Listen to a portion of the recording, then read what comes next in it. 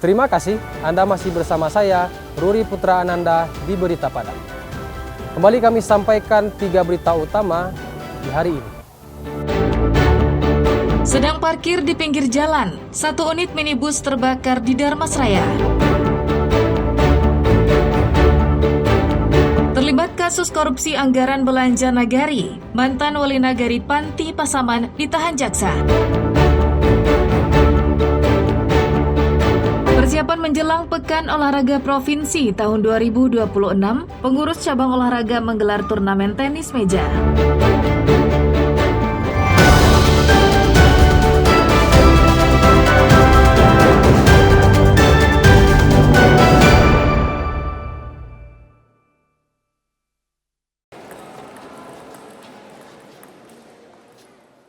Untuk menyambut Pekan Olahraga Provinsi Sumatera Barat tahun 2026 mendatang, pengurus Persatuan Tenis Meja Seluruh Indonesia, PT MSI Payakumbuh, menggelar turnamen tenis meja di Gor Nan Ompek Tanjung Pauh, Payakumbuh. Turnamen yang diikuti oleh para atlet lokal ini bertujuan menggairahkan kembali para atlet yang selama ini hanya berlatih rutin. Terlebih, Porprov yang semula direncanakan digelar tahun 2025 masih belum bisa terlaksana karena KONI Sumbar masih dililit berbagai permasalahan internal. Ironisnya lagi, telah 7 tahun lamanya Porprov tidak dilaksanakan. Terakhir kali Porprov Sumbar digelar di Padang. Sejumlah cabang olahraga di Payakumbuh terus berharap agar Pekan Olahraga Provinsi Sumatera Barat tahun 2026 dapat terlaksana. Berulang kali diundurnya Porprov banyak dikeluhkan oleh pengurus cabang olahraga. Tidak hanya mengeluh, para atlet juga mengaku jarang menggelar latihan. Mengantisipasi kondisi itu terus berlanjut, cabang olahraga menggelar kegiatan melibatkan atlet dari berbagai kabupaten dan kota.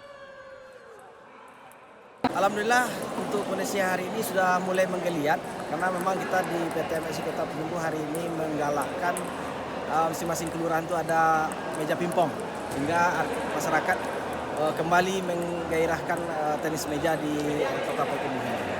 Untuk atlet Payakumbuh, atletnya lumayan banyak sebenarnya. Cuma karena kemarin memang tidak ada Porprov sehingga mereka banyak yang vakum. Hari ini kembali kita giliatkan lagi supaya mereka kembali berlatih. Harapan terhadap pelaksanaan Porprov 2026 mendatang juga diungkapkan atlet. Mereka mengaku sempat tak berlatih karena minimnya kejuaraan serta tidak ada kepastian pelaksanaan Porprov. Padahal, muara dari latihan yang dilakukan selama ini adalah Porprov Sumbar. Dengan adanya kejuaraan ini, bisa kami para atlet untuk membangkitkan motivasi kami buat latihan lagi. Karena sebelum-sebelumnya kami telah vakum beberapa tahun belakangan ini karena Porprov diundur terus. Dan dengan event ini, semoga Porprov tahun depan ada. Turnamen ini diikuti 48 atlet yang dibagi 2 kategori, yaitu khusus organisasi perangkat daerah, OPD, dan umum. Peserta umum berasal dari Payakumbuh, 50 kota, Tanah Datar, dan Bukit Tinggi. Sejak dilaksanakan pertama kali tahun 1987, atlet tenis meja Payakumbuh tak pernah absen dalam ajang Pekan Olahraga Provinsi Sumatera Barat.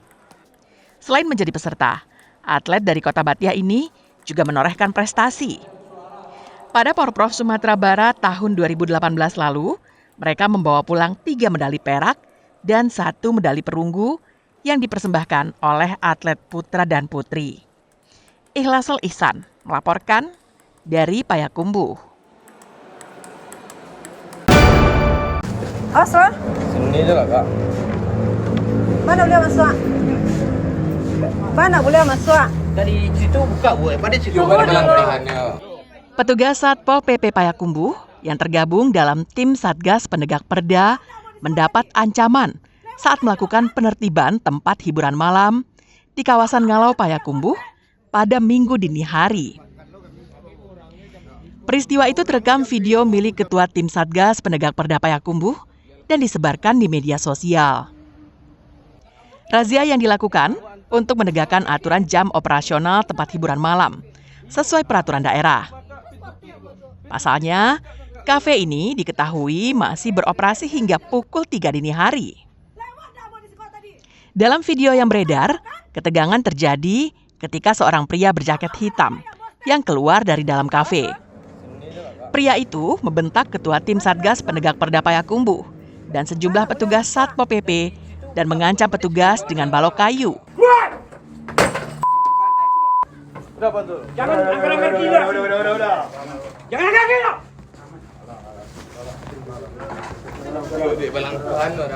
Ambon, Malaysia.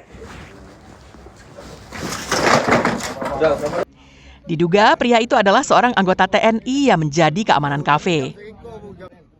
Akibat aksinya itu, suasana pun menjadi panas. Namun petugas Satpol PP tidak terpancing dan tetap tenang dalam menjalankan tugasnya.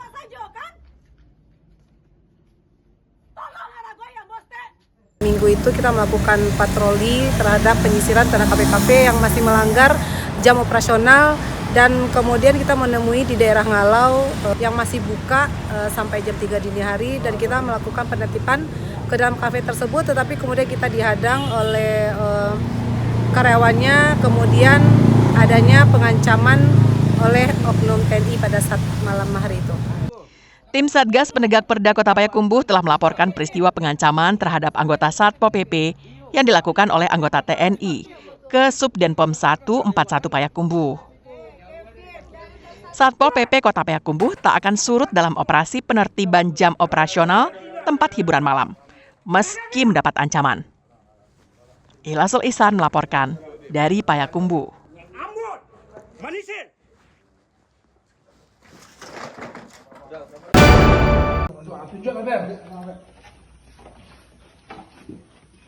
Sedang asik makan durian, seorang pria paruh baya ditangkap polisi karena menyimpan sabu-sabu di rumahnya di Pasar Surantih, Kecamatan Sutra, Pesisir Selatan, Jumat dini hari pekan lalu. Tersangka bernama Robert ditangkap karena kedapatan menyimpan 3 paket sedang sabu-sabu dan sejumlah barang bukti lainnya, termasuk uang hasil penjualan sabu-sabu senilai Rp400.000 yang disimpan di sebuah lemari kecil. Awalnya pelaku tidak mengakui bahwa dirinya menyimpan sabu-sabu. Namun setelah digeledah, polisi menemukan sabu-sabu seberat 5,7 gram. Tersangka menyebut barang haram ini diperolehnya dari seseorang yang berada di Padang untuk dijual kembali. Penangkapan ini berawal dari informasi masyarakat yang curiga karena rumah tersangka kerap didatangi oleh orang baru dan tidak dikenal warga setempat. Kedatangan tamu itu selalu malam hari atau menjelang dini hari. Informasi ini kemudian ditindaklanjuti polisi. Itu kita temukan tersangka sedang makan durian di dalam rumahnya. Kemudian kita masuk dan kita amankan. Dan awalnya tersangka mengelak untuk mengakui sebagai pengedar. Namun setelah kita lakukan penggeledahan ditemukan di dalam lemari kecil dalam rumah tersangka 3 paket kecil narkotika jenis sabu, dan akhirnya tersangka mengakui perbuatannya, dan tersangka mengatakan bahwa barang tersebut sudah 3 hari disimpan disebut dan sebagian sudah berhasil dijual oleh tersangka. Diketahui pelaku adalah seorang residivis yang sebelumnya pernah dipenjara pada tahun 2014 selama 3,5 tahun karena kasus yang sama. Tersangka diancam dengan hukuman maksimal 20 tahun penjara atau hukuman mati karena dijerat polisi berdasarkan Undang-Undang Nomor 35 Tahun 2009 tentang narkotika. Banta Fauzan melaporkan dari Pesisir Selatan.